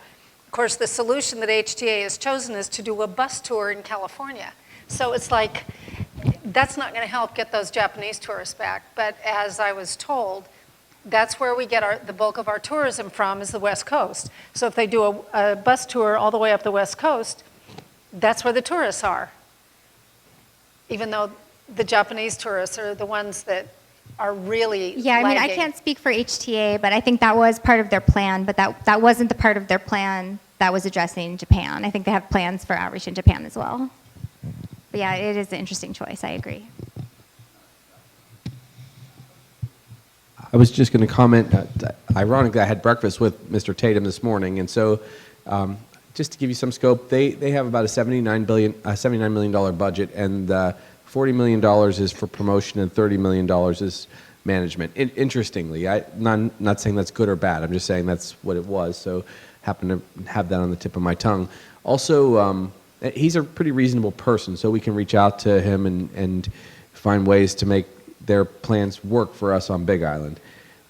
Now, secondarily, regarding the administration, we do now have a unique situation, which is if you call me or text me, I sit every week, Wednesday, again, it was today, I sit next to the Director of Health and Director of Transportation in the cabinet meeting. So I've become friends with them. I have a pretty reasonable role at the table, and I can needle them about this is a problem for us on Big Island, and I am extremely familiar, of course, with our needs here. So please use my cards over there. Call me on my cell phone or text me like before and say this remains a problem for us on Big Island. That way, I will put it in their ear right away, and they do tend to want to please because they're not as familiar with our needs on the neighbor islands. That's evident on the cabinet. They have 3/4 of the population on Oahu, and that's where they live. So we have this new opportunity. So I get to be a member of the team, in an additional seat, an additional capacity. So please don't hesitate to do that. And I happen to like Jade Butai, who's the transportation chair, and I think he would respond immediately if we decided that there was something that was really kind of toxic to us as a solution. Briefly, I can talk about funding for a couple specific roads, because that's a big issue. Because, see, that's, the segue is, for example, I believe the state Senate pushed back on Drew Kanua's proposal to widen Kuakini Highway between Lako Street and Kamehameha 3, and that's a big jam. Actually, it's a jam all the way into town. Yeah, so there's not enough money in the highway fund to do all the expansion that we want to do, let alone repair and maintenance on the existing facilities. So we've gotten that message time and again. So a couple things, trying to find other funding sources for a project like the Saddle Road extension is a priority for us. So DOT is identifying some other grant support from the federal government through what's called the Infra Grants program. It's sort of what is the current version of what used to be called the Tiger Grants. And there's just a couple of projects, highway projects that were in the proposal to the federal government for funding, and the Saddle Road extension was one of those. So I think it's really important for us to really be more creative, to come up with some other funding sources for our roads. We don't have enough. We're also looking at, well, how do we increase our funding of the highway fund, and that's done through fuel taxes, and no one likes to see increases in fuel taxes, but that's certainly one way to do it. There's more efficient vehicles on the road, so people are using less fuel, so we're not getting as much tax revenue. Electric vehicles don't pay, and so we have less tax revenue. So the DOT is actually looking at a different kind of income generation which is a road usage charge. Actually, tonight they're having a meeting about this very topic up in Waimea, and they're having another meeting in Hilo. It would actually change it so we don't pay a fuel tax, but you pay by the number of miles that you drive. And the DOT is just researching it right now. It's not a bill before the legislature, but I encourage you to look at it because there are other municipalities that do that, and it might be a more fair way for us to fund our highways. We do have to figure this out because roads are deteriorating, our bridges are structurally deficient. We need to and the feds are cutting their funding. So a question, Ali'i Parkway, was any of that state funding or is that all county? And I urge everybody, if you did not read the op-ed by Rick Robinson in this morning's paper, read it because he speaks specifically to Ali'i Highway that Mayor Harry Kim says the people don't want it. So that is Mayor Kim's position. I believe it's a county road, but was there any state funding for Ali'i Highway? Not that I know of, because Okay. it is a county. Okay, a so county what road. we need to do relative to Ali'i Parkway, which is supposed to go between Ali'i Drive and Kuakini, sort of like if you come out of Keaho Shopping Center, there's a little stub there, that's Ali'i Parkway. Clearly, it's a county issue. Let's go to the Kona Coffee labeling bill, which got defeated. What's the chance to get it back? And we've got several more questions, so if you could truncate answers, that would be good. Bringing it back isn't the problem. The problem is passing it. And it went pretty far this year, right? It got all the way into the Senate, and why? And basically, was it to say that you have to have 50% or more to call Yeah, it Kona Coffee exactly. blend? And I think it makes more sense to more and more people, but we still have to translate that feeling into actual legislation. And we came pretty close, I thought. The problem was, for whatever reason, I haven't talked to Senator Gabbard about why he turned it into a study and all that stuff. So I don't know the answer to that because I haven't asked him, what happened there. But because that got defeated, then we can go back and reintroduce it next year, and we will. And we'll see if we learn something by, after talking to Senator Gabbard, why he did that, how we might be able to, get it past that final barrier. Okay, that's good news, I think, for the Kona Coffee folks who want that. Nicole, you wanted to say something? Yeah, I would add, I think, part of the challenge is that this is like very much a Big Island issue. And even though there's coffee producers on like Maui and Kauai now, it's typically like one large producer, and they're also selling their product by doing blends. So this issue doesn't affect them directly, and it's really specific to Kona Coffee. In particular, even Ka'u Coffee, because it's like mainly one large producer, is not particularly supportive of the labeling law. So I think that's the frustration. It's that there's a lot more people at the Capitol, Hawaii Coffee Association, these guys hire lobbyists, they have people going around, they have been for years, they've been passing this message on for years. And in addition, legislators from Maui and Kauai are hearing from people on their islands that they don't particularly want to see this rule put into effect. And I support this. I vote for it. I've introduced it in the past. I would support 100%. I was frustrated the bill died this year, and just talking to some of my colleagues about it, just how little they really understand the issue. And I actually wrote a piece I was going to send in to the paper, but then I'm waiting till after session's over because I don't want to make any of my colleagues whose help I'll need in conference mad at me for doing it. But it's frustrating. I mean, hopefully, eventually we'll be able to pass it. But I think that the Kona coffee farmers need to increase their outreach to the legislature. The youngest person in the room has asked a question. My high school, Konawaina High, is proud to have Ellison Onizuka as an alumna. So as everybody knows, Ellison Onizuka died in the Challenger explosion. So what's the possibility of getting a state holiday to honor Ellison Onizuka and, of course, the other astronauts who perished? And why would anybody not want to do that, other than it would be another holiday that would be a paid vacation day? So, Rep. Creagan, you look like you want to answer? Not really, but Okay. I'm not opposed to the idea. I just, that's the first I've really heard of it. And, like other interesting ideas, it usually takes a while to get traction.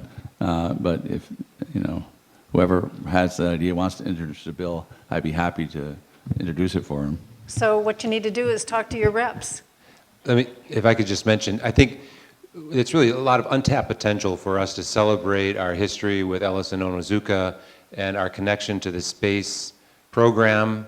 And it's historic, and it's also part of our future, because we have not just the space industry on the mountain for astronomy, this is one of the best places in the world as an analogous environment to the moon or to Mars. So we have a competitive advantage here. And so I would like to honor Ellison Onizuka and also stand on his shoulders, because we could benefit from that, and our kids can benefit from that. So we lost something by losing the Onizuka Center at the airport. And I would love to see something back again, because it was great for all of us. My kid was inspired by going there, and now he wants to be an astronaut. So it works. So thank you for bringing that up. I think we really do need to pursue that. Memorial holiday is certainly one way to bring recognition, but I would like to see something here where we can, really celebrate it with a facility. But let's work on that, okay? Other than just naming the airport after him, right? Well, one of the things that you talked about is our Japanese tourism is down, and clearly we need to attract more Japanese people here. And Ellison Onizuka was a very proud member of the Japanese community. You should sometime go to the National American Japanese Museum. It's in Los Angeles, in Japantown, and they got a whole Ellison Onizuka section. And actually, it's got a lot of Hawaii connections. Very good. You talked about funding that's coming to Hawaii County because of the lava flow, and that's a good thing. Mayor Kim has stated that he does not believe that the county has the right to restrict people from building in lava zones 1 and 2. So the question is the state legislature going to take a position on building in lava zones 1 and 2, which were overrun with lava in 1955 and 1960, and probably will be overrun with lava again in another 50 years at least? That would we don't have any proposal on the table this year, I would say. Also, it would primarily be a matter of county jurisdiction, and I would hope that they would take leadership on it. Because the cost at the end of the day is to taxpayers when something does happen in these high-risk areas. One kind of policy that wouldn't have to directly prohibit construction or residential housing in these areas or whatever it may be is just insurance reform. And this is something that comes up when we talk about sea level rise issues as well. So when we fully insure people who live in risky areas, then there's no incentive for them not to live there. And I think that did happen to a degree with Puna, where you couldn't get full insurance and people suffered the consequences after, and that probably did discourage some people from living there. But on the to other point hand, out, the state provided insurance for those people. The state created an agency. If your regular Allstate wouldn't insure you and you lived in Puna, there was a state agency that would insure you. So the state right. So it's an area where that. state policy could be looked at to help Yeah. address the question, and I think it should be, and not just for lava zones, but for high-risk coastal areas and high-risk flood areas as well.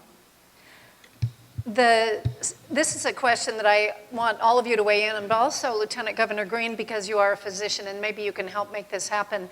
State of Hawaii was on the verge of becoming the first state to ban flavored vaping materials, which appeal to children, candy-flavored things like bubble gum and et cetera. Studies show that only 4.7% of adults vape compared to 25% of high school teens. So basically, those who are using those candy-flavored vapes is kids, like that one right there. Do you vape? Okay. Good. So the bill had a lot of support to ban that in the state. It got to Chair Sylvia Luke's Finance Committee, and that bill was completely deferred, which I believe means it's dead.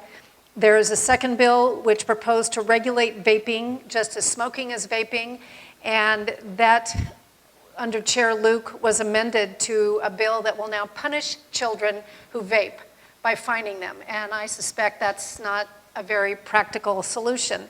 So the question is, from a medical standpoint, from a legislative standpoint, where are we going with this? Why are we allowing children to have access? And by the way, the state also forbade the counties from providing any regulation for tobacco products. As you know, when Hawaii County, we were the first ones to pass a ban on people under 21 smoking. Drew Kanua introduced it as a council member, and after that, the state said, nope, counties can't do that. So help us know where we go on this. Well, I'll let the doctors tell us the details, but I supported from the beginning a much stricter regulation on these candy-flavored vape fluids and not making them so available to youngsters.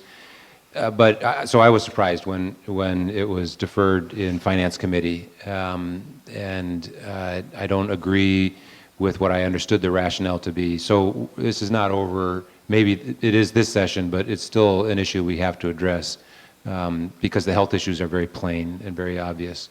So I wasn't happy with that decision out of Finance. I don't know, Richard, do you have any insights?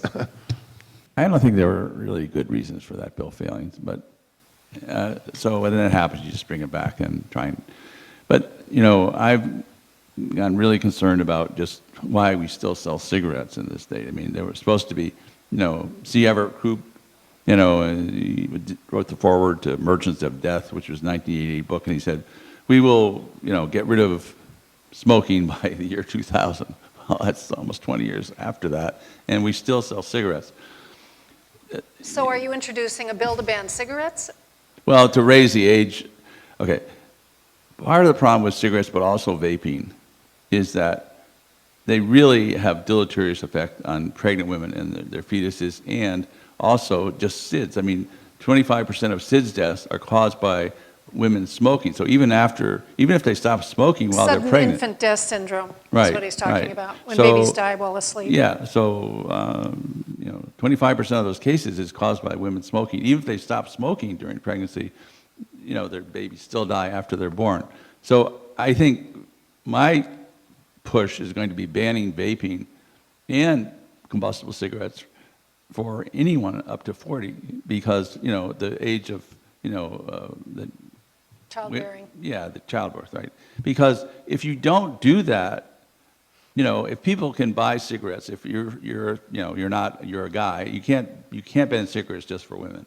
So there's no benefit to our society by having people smoke cigarettes. It's a horrible thing, and we're just trying to protect people by making it harder for them to buy it. So I think I'm pushing for vaping and cigarettes to be not allowed to be sold to anyone in our state under 40 because 400,000 pregnancies are exposed to smoking, and every one of those babies is being damaged. And nicotine has a similar effect on babies' brains to chlorpyrifos, which we banned last year.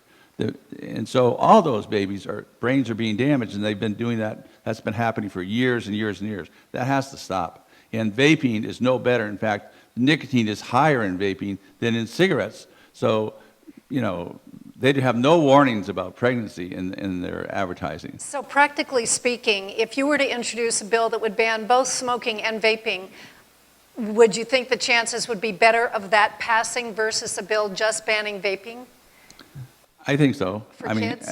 I think if you make people realize that, their babies' brains are being damaged by this, and the only way to stop it is to ban both products. I think nobody wants to hurt babies' brains or have little kids die after they're born, and the only way to do that is to stop selling those products. Neither one of them have a benefit to our society. So I think it's time to address that more vigorously than we have in the past. Lieutenant Governor Green, I know you're not in the legislature anymore, but is this an issue that you either have an opinion on or can you influence in some way? And whether or not we go the full scale smoking and vaping, I know that vaping is a huge issue, and it's also an issue in the schools. The kids are vaping in schools like crazy, and every school has a different approach, but it's really causing problems. So, LG. Yeah. Well, first of all, I'd sign the bill, obviously, if it was passed and the governor handed the baton to me. There's no question that it's just short of criminal for the tobacco companies, many of whom acquired the vaping companies, to continue to market to children. We've seen a gigantic surge in vaping among adolescents that you pointed out, and by putting that amount of nicotine into developing brains and bodies, they don't develop properly, number one. Two, they become addicted to nicotine, and that leads to smoking. So we're going to see a very big surge, a resurgence in smoking cigarettes in the next generation, the Gen X types and the Gen Y types, because they're going to be addicted, and some people are going to smoke traditional cigarettes. So we should absolutely ban the flavors. We should put pressure on the committee chair in all ways to stop that. We did do a public rally and with a lot of my colleagues here, we did a public rally on the grounds of the Capitol with adolescents and the smoking coalition, the anti-smoking coalition. So these are all the things you got to do, but banning flavors is doable, and that's probably a sensible way to go about it. Although I would definitely support Richard's proposal to do all we can to push smoking out of the limits of what people can afford or get access to and what have you. Well, it sounds like one person, the chair, is the one who made the decision, and that's a curious thing, that all of you voted for banning vaping so that kids wouldn't be having those candy-flavored vapes, yet one person can say, no, we're not going to do that. Is there any solution to that, or is that just the way the state legislature works? Is there a solution to it? That is partly the way it works. The chairs do have a lot of power. I don't have the insight into why the bill was deferred, but I do support it 100%. I think marketing to children is unconscionable, and vaping, whether it has the impacts of smoking cigarettes or not, it's like junior high school kids being addicted to a substance aren't going to be able to concentrate in class, and it's got to end. Yeah. We have a couple questions about charter schools, but Just real quick, did you want to add? That's our job, is to figure out why it didn't pass, talk to the chair, Representative Luke, and the other members of the Finance Committee, and understand better what their rationale was for voting it down, or at least deferring it. So that's what we have to figure out, and then go try to address their issues. I don't have that answer. I was surprised to see that action. So we've got to go back and figure that out and start to prepare for next session.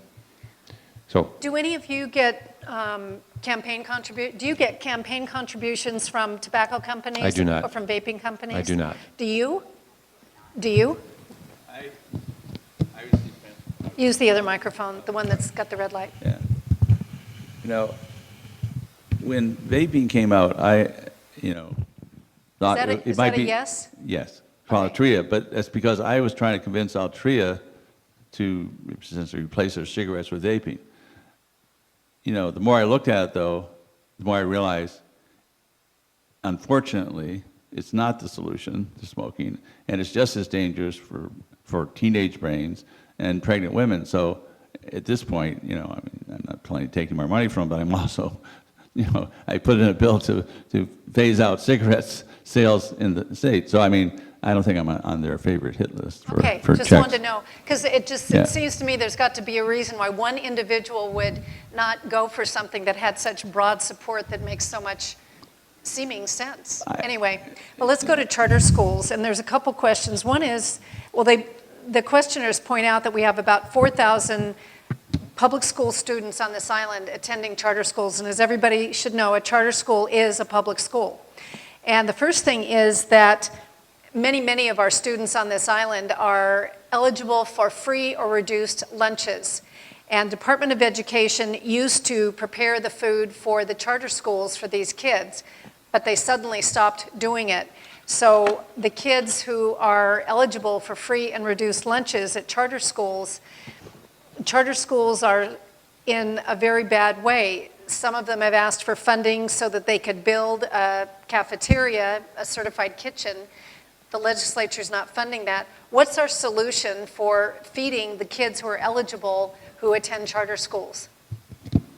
Well, I'll let David answer the bulk of that, but just to correct the record, the state, if we're talking about Kona Pacific, the state did provide funding through the grants and aid for their certified kitchen specifically, so they have that funding. What about the other 3,712 students that aren't at Kona Pacific? They haven't applied. I mean, you have to apply for a grant and aid. So, but you know, it's not a Okay. guarantee. Well, And so there's the- a well, challenge. this- I mean, when the charter school system was created, it's not a perfect system, and I've always supported us coming up with a legislative solution to provide facilities funding for charter schools.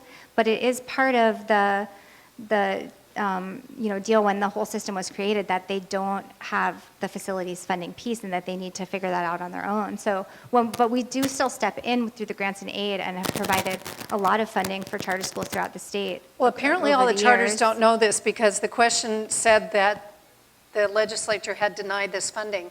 So the questioner needs to communicate with the charter schools that. Well, I mean, I don't, it would depend on specifically which application they're talking about. We'd have to go look it up, because not every I mean, it's a very competitive process, but the state does provide funding to charter schools for facilities and has for many charter schools through the grants process.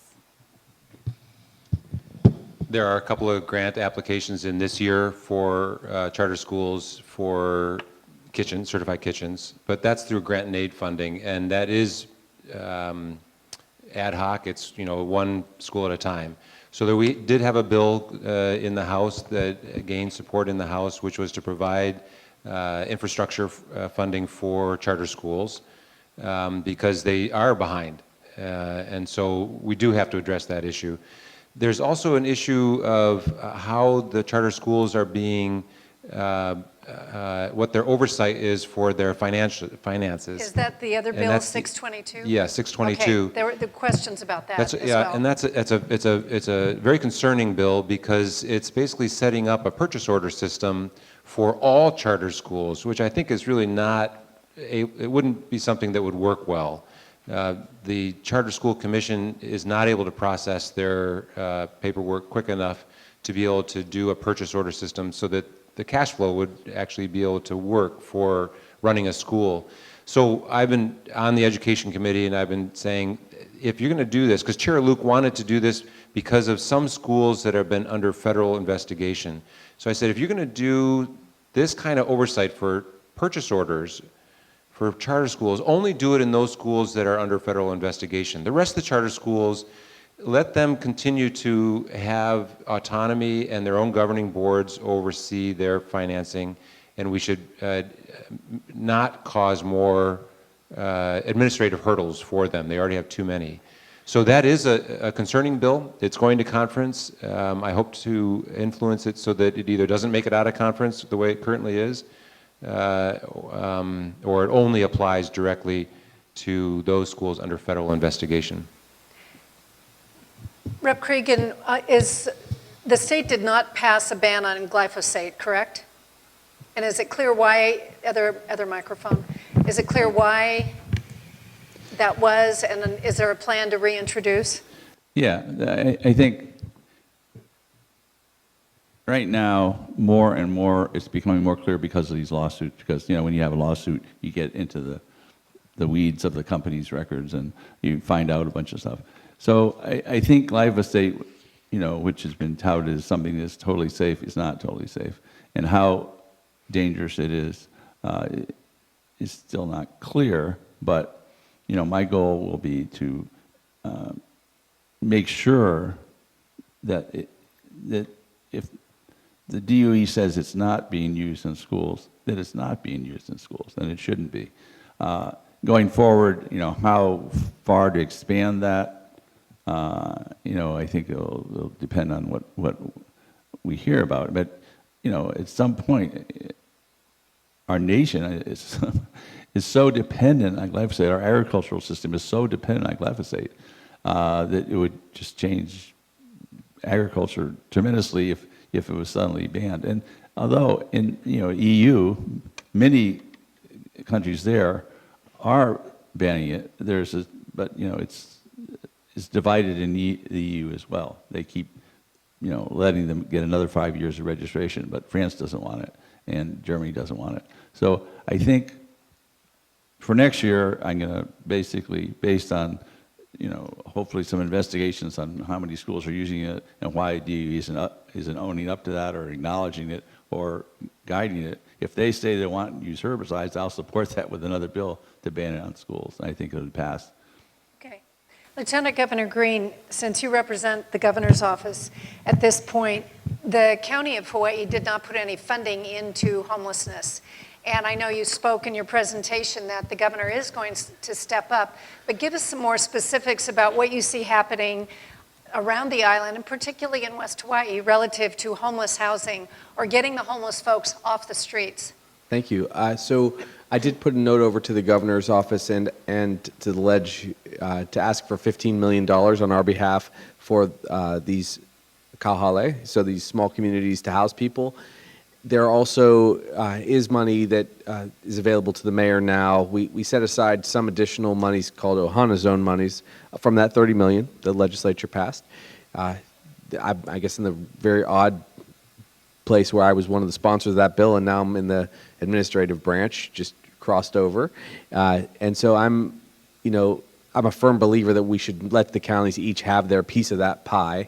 And I think there should be at least one of these kauhale on each side of our island, probably one in Puna, and to deal with what we've dealt with recently with the lava flow, and one over in Kona, because we all know that there's a significant, problem with a few dozen people with heavy mental illness and addiction, and then a lot of people who are just now homeless.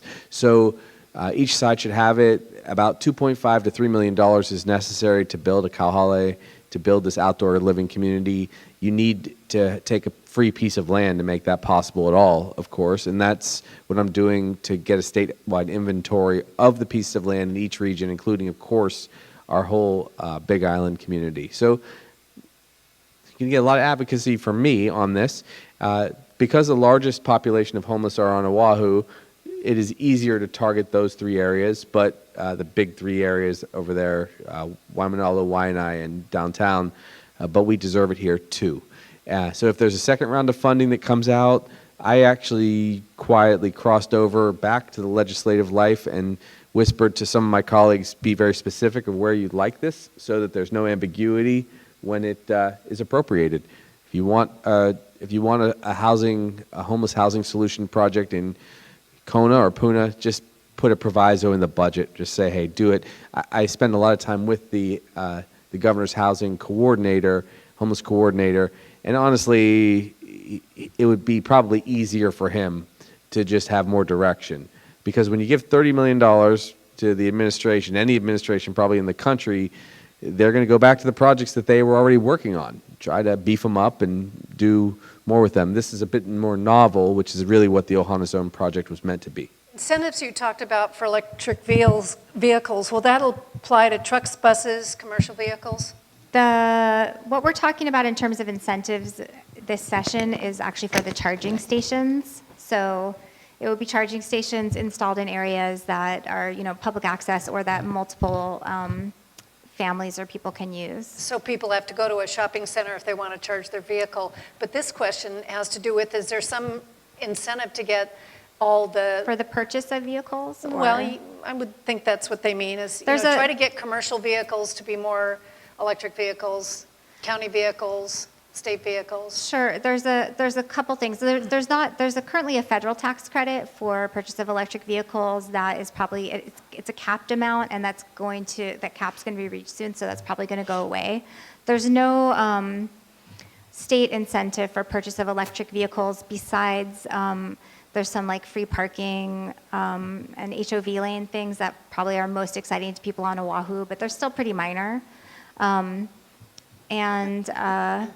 And actually, they say by 2025, I believe, is the year that they'll reach price parity for EVs, where buying an electric vehicle actually won't be more expensive than just buying a regular vehicle.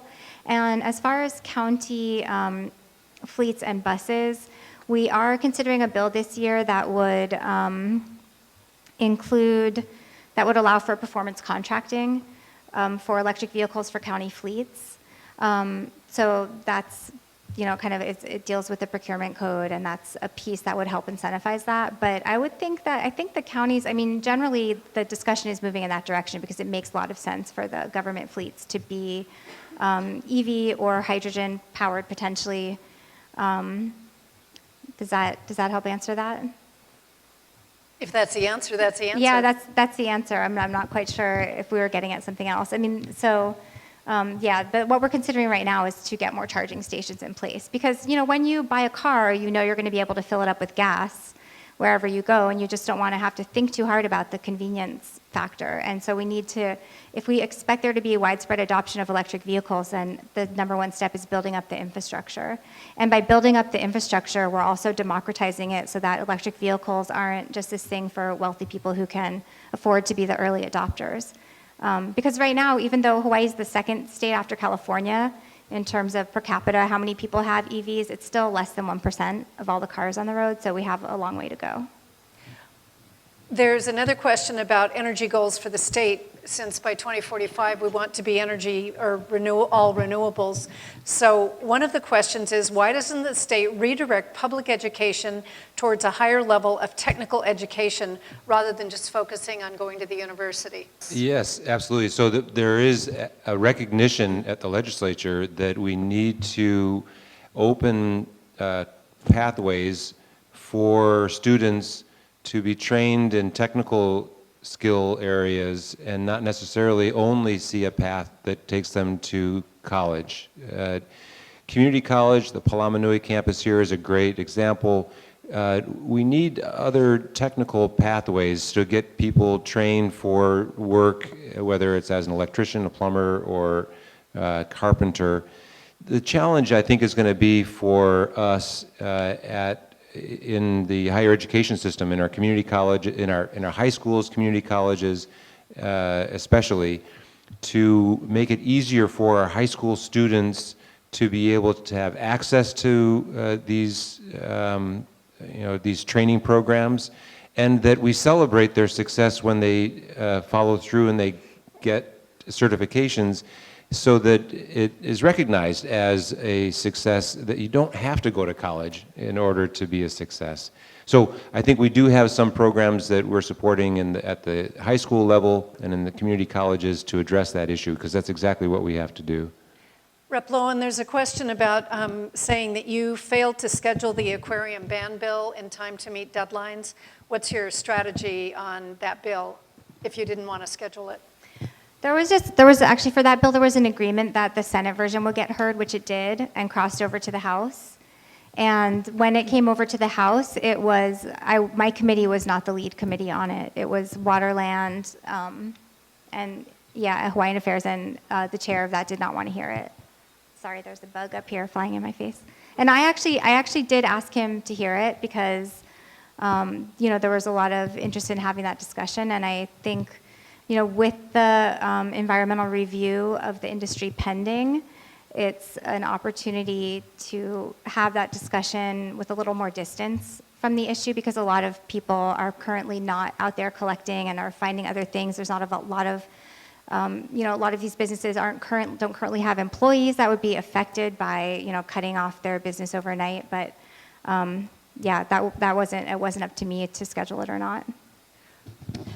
I can speak to that a little bit. I'm on the committee, but I'm not the chair either, so I didn't get to decide. But I think there was an interest among many members, to see what the results are of the environmental impact statement, which is currently being prepared, and then use that information to make sure that the land board makes the best decision about how to manage the fishery going forward, instead of just legislating a ban. My push is that, as a guy trained in fishery management, that we use good science to make decisions at the legislature. And so getting the environmental impact statement done is going to be a way for us to get that good science. What's the status for getting a second Department of Health environmental health specialist position for water quality monitoring? That was HB 425, SB 897? I would have to check the status of the bill for that, but it's in an appropriation bill right now, which I believe is still alive and going to conference. And that probably will come to our committee. So I'm really supportive of that. I know that we need it on Big Island. One quick question before we give you each a few seconds to say aloha. House Bill 333, does that encourage engineering for better and safe enforcement? I don't know what HB 333 is, but maybe you guys do. I looked it up while I was standing here, and I had to do with engineering and roads. Not ringing a bell. Okay. Then I will let you guys research that and get back to Jane, and we can include it in the material that goes on the website. And let me ask each one of you to take 30 seconds and say aloha. David, starting with you. Rep. Tarnas. Thank you very much. Thanks, everybody, for coming tonight, and I hope that we got most of your questions answered. If not, please talk story with us afterward. I'm very grateful to be back at the legislature and working for you again. Please contact me. I really appreciate your advice, your opinions. My job is to listen to all this, do my research, and make the best decision in my mind for the issues at hand. These opportunities to meet with you and hear from you help me do a better job. So I really appreciate you reaching out and coming this evening. Thank you. And I learn a lot from my more senior members here, Representative Lowen, Representative Creagan. So I'm grateful to be back serving with them. And good to see you again, Lieutenant Governor. Thank you to everyone for coming tonight. Thank you to Community Enterprises for hosting us. And Sherry, thank you for moderating. Thank you for my colleagues for always being a pleasure to work with. And, you know, for all the people out, you know, here tonight and for all the people who might watch this later on Naleo. So thank you also to Naleo who questions. Please feel free to call or email me. We will be sure to get back to you. So mahalo. Thank you. Rep. Creagan. Yeah, thank you for all coming here. I mean, you know, these are the kind of questions that sometimes make us think a little harder about things and say, you know, why didn't this pass? And we dig into it and find out. But, you know, I do want to say, you know, the Big Island Caucus still is meeting every week during session. And, you know, that's a group of all the representatives and hopefully all the senators. So, you know, if groups want to approach us, you know, they can approach us and come talk to us over there as a group. You know, that's, you know, not easy for you guys, but if it's something we offer to you. And because, you know, we don't always have this meetings like this, and sometimes you need that kind of focus. So, I mean, it's really great to bring it, you know, and Sherry, you know, doesn't let off on some of these questions. You know, she pushes us, and I think that's really great. And so she's almost like a good representative, you know, for you guys with us. So thank you, Sherry, and thank you all for coming tonight. Thank you. So our first Lieutenant Governor from the Big Island. Thank you for being back here. Yeah, it's great coming home. I'm completely available like I was before with the same phone number, and just get in touch with me, please. But it's a pleasure to look at some of these bigger issues from the perspective of the administration, and hope I can be an advocate for us on Big Island the way I was for a bunch of years before. So thank you again for all the time together. I have to tell you, Lieutenant Governor Green, it's amazing to see your cell phone, which I know is your cell phone, right there on your card. So I encourage people, he's very responsive. Thank you so much to all of you for being here. It is wonderful. Thank you for being here. Thank you, Jane Clement, for sponsoring this forum. Aloha. How about a big hand for Miss Sherry Bracken, the best moderator there is. And this is why we ask her to do these things, because she asks all the tough questions. And thank you for all of the questions that you also submitted tonight. They are very good questions. And of course, we want to thank Lieutenant Governor Green and Representatives Nicole Lowen, Richard Creagan, and David Tarnas for being here and for giving us such an informative forum tonight. Thank you all very much. So with that, I want to, again, thank you for being here. Have a good night and a safe trip home.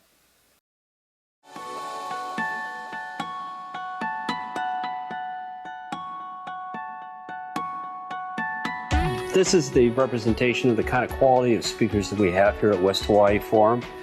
And we put these monthly forums on to provide as much civic involvement and education on issues that are important to you, the community. We are one island. We are one community.